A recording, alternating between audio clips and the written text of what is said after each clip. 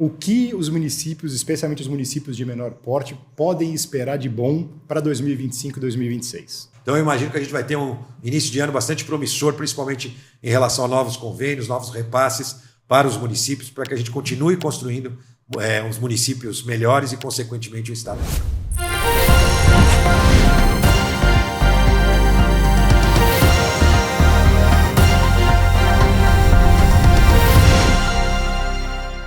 Sejam muito bem-vindos ao Fomenta 2024, um espaço de encontro entre os municípios de pequeno porte e o Estado de São Paulo e os seus diversos órgãos que prestam serviço para você, munícipe, que no final das contas é quem recebe todos os serviços desse ambiente complexo, mas que precisa funcionar muito bem e de maneira harmônica para que o serviço na ponta funcione.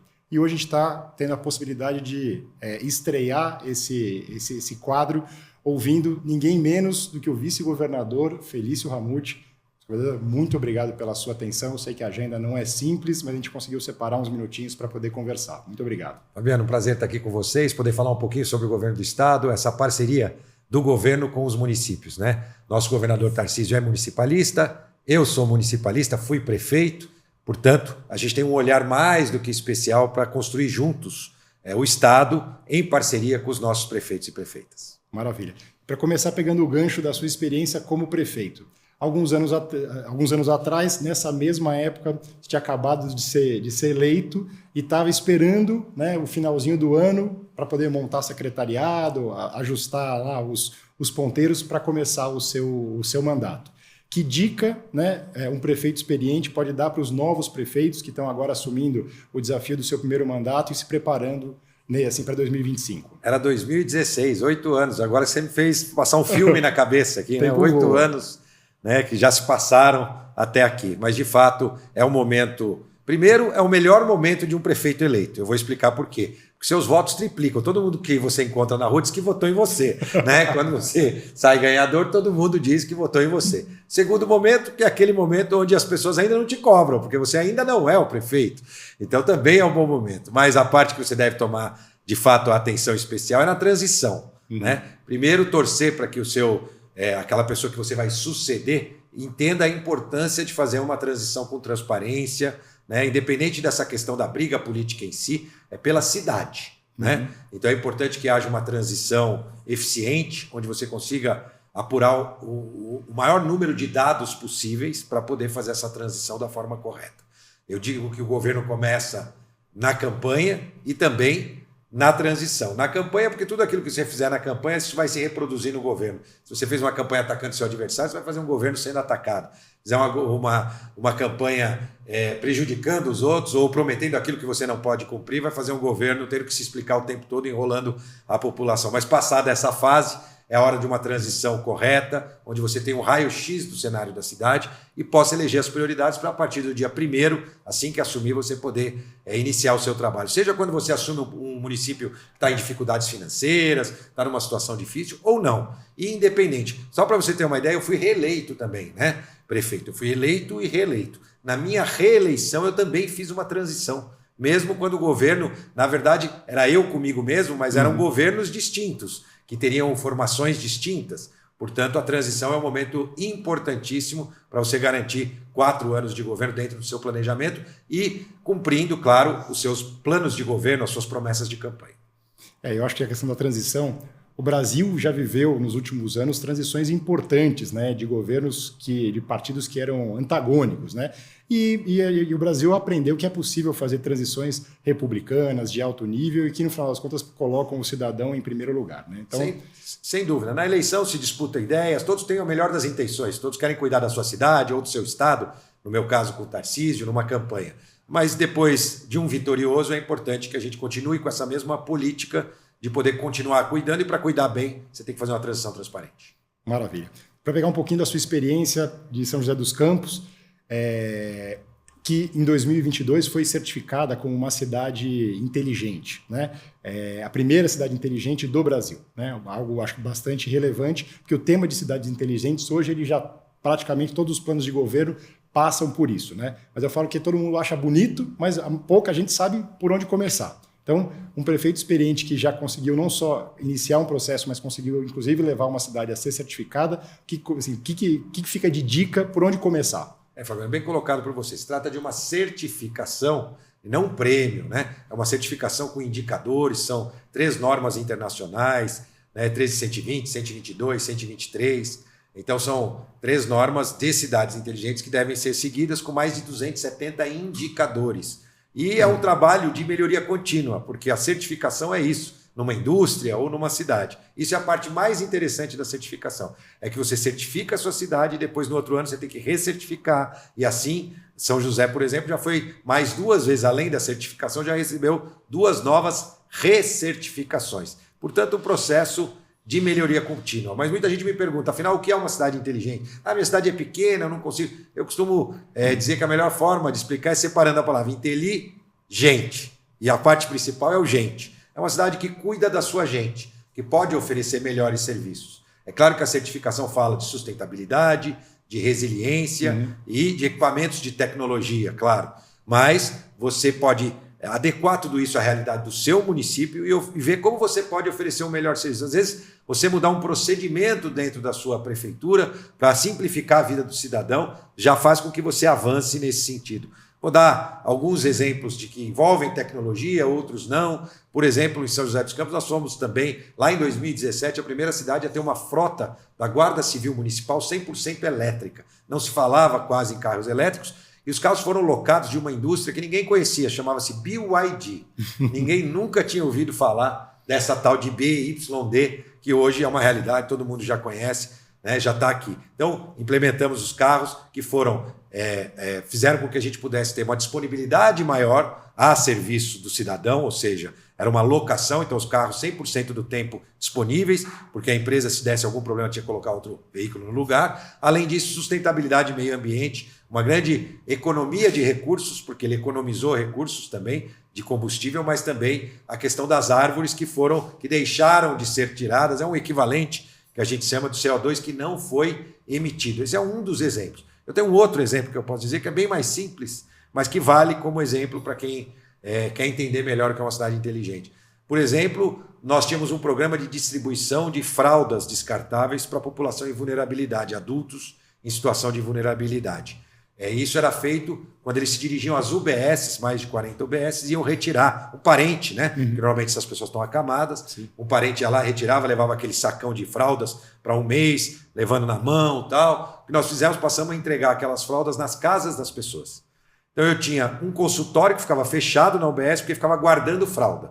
E ao mesmo tempo esse serviço que podia ser melhorado. Então o que nós fizemos? Economizamos recurso, entregamos fralda na porta da casa das pessoas. São 1.500 famílias que recebem as fraldas para algum parente seu hoje e economizando. E mais incrível, nós tivemos uma economia no fornecimento de fralda de 30%. Eu vou explicar por quê, Fabiano. Era a fraude da fralda. Era gente que já tinha morrido, que ia alguém lá e retirava a fralda para aquela pessoa. Então, não existia um controle efetivo. Hoje, com a entrega de porta a porta, você ainda consegue ter mais controle. Então, economia com melhor prestação de serviço. E na gestão pública é fácil fazer isso. Em todo lugar que você tiver uma atenção especial, você vai conseguir fazer melhor e economizando recurso. Essa é a base de uma cidade inteligente. Cada um tem que adaptar à realidade. A gente está falando hoje também do que é bastante comum e corriqueiro, a troca da iluminação por LED, que economiza energia, você diminui a conta e, ao mesmo tempo, você traz mais segurança para as cidades, porque a iluminação de LED é mais potente, dá aquela sensação de segurança. Então, são várias formas, de acordo com a realidade do município, que você pode avançar em tornar uma cidade inteligente. O Estado de São Paulo, já puxando o gancho para cá, tem ajudado os municípios também nessa jornada. O nosso Desenvolve São Paulo, que é nosso banco, já fez empréstimos para aquisição de iluminação LED, e aí com o dinheiro da economia você consegue pagar de volta esse empréstimo que você fez. Também na questão da telecomunicação 5G, tão importante. Quando nós assumimos, nós tínhamos por volta de 80 cidades com a lei do 5G atualizado. Hoje já são mais de 400 cidades que atualizaram suas leis do 5G, permitindo a implantação de novas antenas de 5G. Então o Estado também participando dessa transformação das cidades, transformando a cidade inteligente. Então a inteligência, no final das contas, não está necessariamente na tecnologia. Pode estar no processo, pode estar na gestão, né?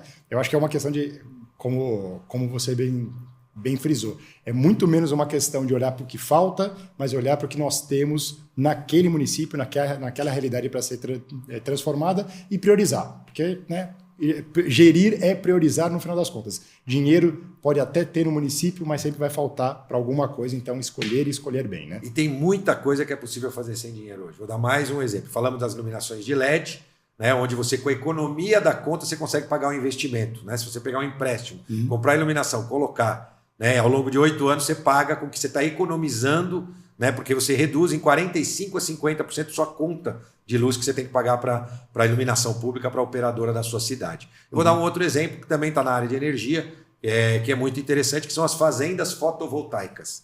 Então, por exemplo, lá em São José dos Campos, nós temos uma fazenda de 3 megawatts, que foi construída pela iniciativa privada, que fornece energia com 25% de economia do preço normal que você paga para a sua operadora.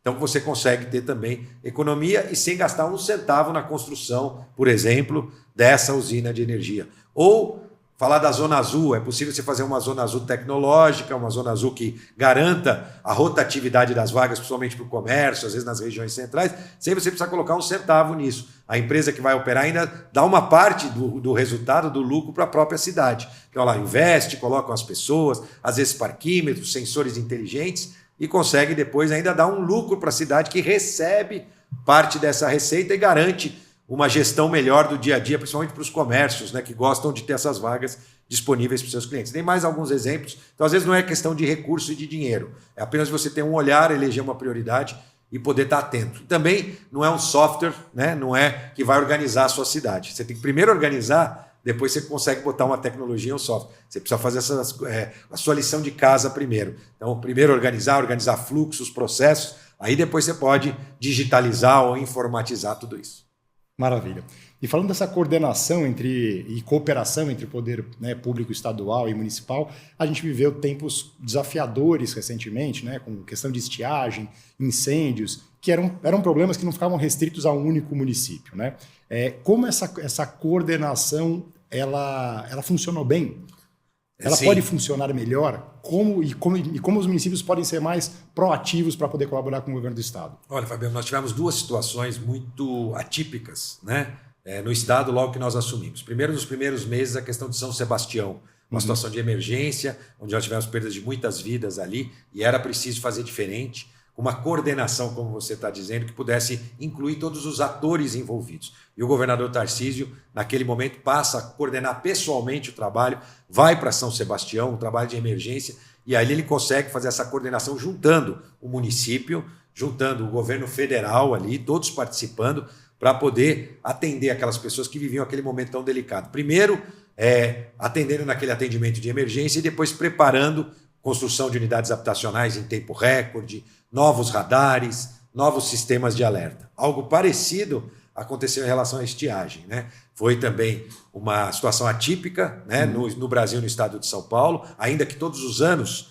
a gente tem essa questão dos focos de queimada, ele extrapolou todos os limites, porque o tempo seco estava há muito tempo, então o risco era muito maior, e a gente teve uma mobilização mais uma vez do governador, que foi até as regiões, juntou os nossos mais de 15 mil homens que estavam trabalhando, homens e mulheres das nossas forças de segurança, defesa civil, corpo de bombeiros, 15 aeronaves, para que a gente pudesse ser efetivo no combate àqueles incêndios naquele momento.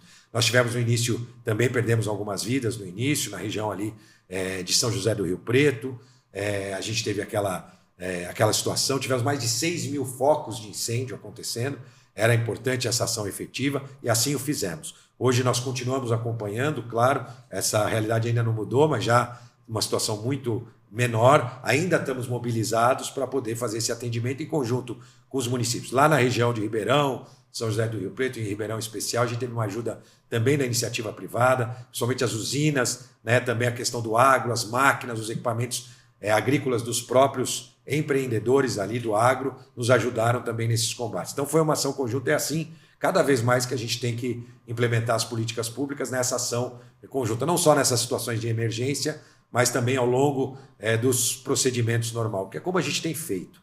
Eu disse desde o início para você que nós somos municipalistas, né? Então, para você ter uma ideia, nós já entregamos mais de 36 mil unidades habitacionais.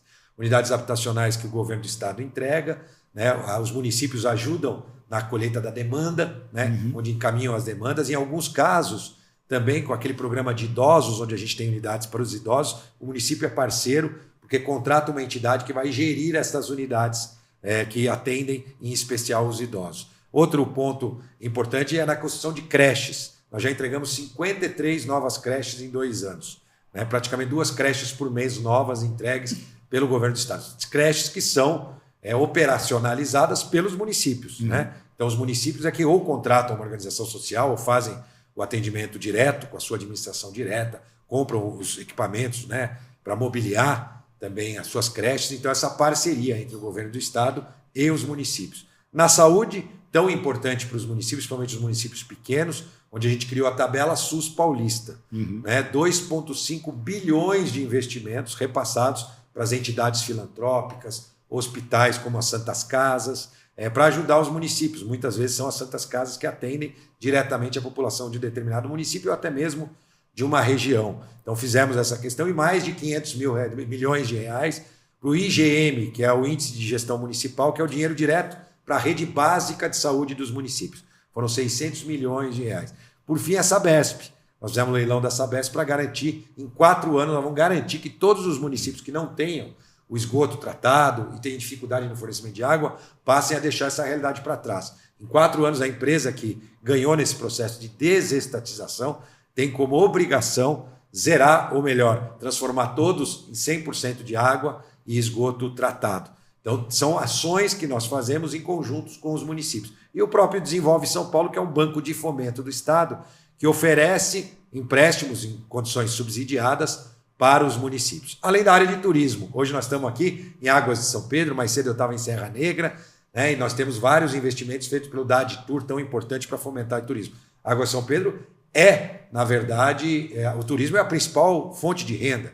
E a gente tem também esses convênios onde há esses repasses para as construções, de acordo com o que o município imagina. Então, ele que faz a contratação, né? Ele que, aqui, por exemplo, em Águas de São Pedro, tem 4 ou 5 obras que devem ser entregues nos próximos dias. Eu estava agora em Serra Negra e fui visitar, sem sair do Brasil, a Fontana di Trevi, né? Lá que tem em Roma, uma réplica da Fontana, feita com recursos do Estado, em parceria, ideia boa que o prefeito teve, que está atraindo turismo também lá para a Serra Negra. A gente tem a Rota dos Vinhos, que agora foi inaugurada, tão importante, a Rota dos Vinhos, que nós acabamos vamos dizer assim, inaugurar, mapeando os lugares que são tão importantes, as cidades importantes do estado de São Paulo, onde já tem produção de vinícolas, para que a gente possa fomentar também essa questão. E já, nos próximos dias, nós teremos aí a implementação da Rota do Café, que São Paulo tem avançado também na questão do café. O agro é muito forte na parte de cana, somos o maior produtor de cana, laranja, açúcar,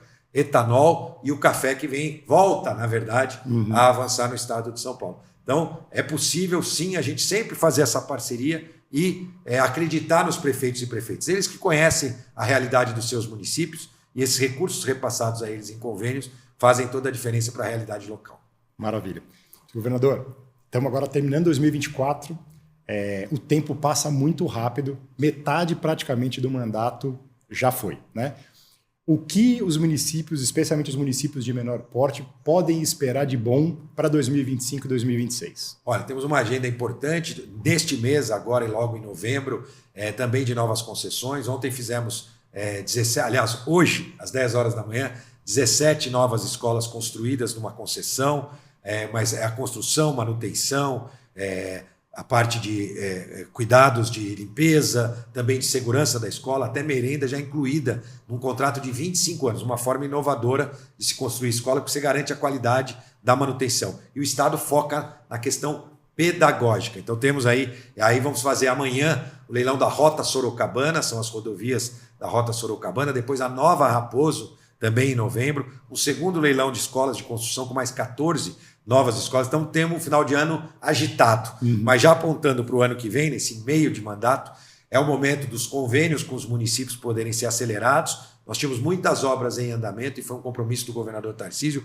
que todas as obras prometidas e que tinham recursos da gestão anterior seriam honradas pela nossa gestão, por isso que a gente tem um volume de entregas tão importantes, porque a gente manteve as obras em andamento. Não tem que lembrar, um começou e a gente não quer nada disso. Fizemos grandes leilões, como aqui para a região, o trem, né, Intercidades, São Paulo-Campinas, tão importante também, entre outras concessões que já foram executadas, e agora essa proximidade dos municípios com os novos prefeitos e prefeitas, né? Passamos por um momento que sempre tem uma tensão, que é o momento de eleição, né? É um momento de tensão, da verificação se nós vamos ter prefeitos reeleitos ou não, se farão seus sucessores. Sempre é um momento delicado e que dá restrições também de assinaturas de novos convênios para o governo do Estado. Então eu imagino que a gente vai ter um início de ano bastante promissor, principalmente em relação a novos convênios, novos repasses para os municípios, para que a gente continue construindo uns municípios melhores e, consequentemente, um Estado melhor. Maravilha. Bem, só tenho a agradecer a presença do nosso vice-governador, que em um espaço tão limitado conseguiu listar aqui uma série de ações e uma série de ações já realizadas e outras que ainda virão. Então, para você que é prefeito, que é prefeita, secretários, venha para o Fomenta, porque é aqui que você consegue realmente tomar contato com gestores que estão transformando a realidade do Estado de São Paulo e que são decisores daquilo que acontece na sua cidade. Felício, muito obrigado pela sua atenção. Eu que agradeço, agradecimento especial a vocês, prefeitos e prefeitas, né, eleitos, reeleitos, seus sucessores, que a gente tem um ano muito produtivo em conjunto, em parceria com o governo do Estado, principalmente, né, os pequenos municípios, né, o que o Fomenta, junto com a Ampesp, está sempre trabalhando, os pequenos municípios que precisam ainda mais desse apoio do governo do Estado. Contem com o governo do Estado, contem com o governador Tarcísio, para que juntos a gente construa a cidade, o Estado e o país dos nossos sonhos. Obrigado pela oportunidade. Sempre um prazer estar aqui com vocês. Muito obrigado.